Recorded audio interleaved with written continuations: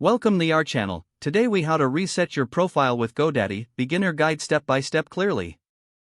Open your browser and navigate to the GoDaddy website. Log into your GoDaddy account using your username and password. Once logged in, locate your username in the top right corner of the page. Click on your username to reveal a drop-down menu. Select Account Settings from the drop-down options.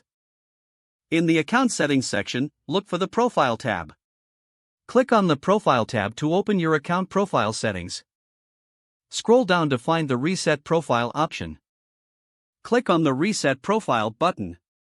A prompt will appear, asking you to confirm the reset.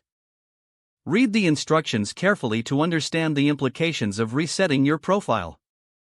If you are sure you want to proceed, confirm the reset. Your profile will now be reset to the default settings. After the reset is complete, you can customize your profile again if needed. Review your profile to ensure everything is set up according to your preferences. If you encounter any issues, check the GoDaddy support page for assistance. If the page does not load, refresh the browser or try again in a private or incognito window. Make sure you are using the correct email address, then retype it carefully to avoid small typos. If your password is not accepted, use the reset option and create a new strong password you can remember. Check your spam folder for verification or security emails, then complete any requested confirmation steps. Enable two-factor authentication if available to improve account security and reduce unauthorized access risk.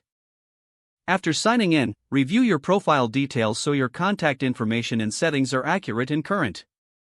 If you see an error message, note it down and try again after restarting your device and internet connection. Log out when you finish, especially on shared devices, to keep your account and payment information secure. If the page does not load, refresh the browser or try again in a private or incognito window.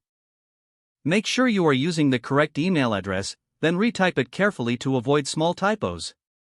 If your password is not accepted, use the reset option and create a new strong password you can remember.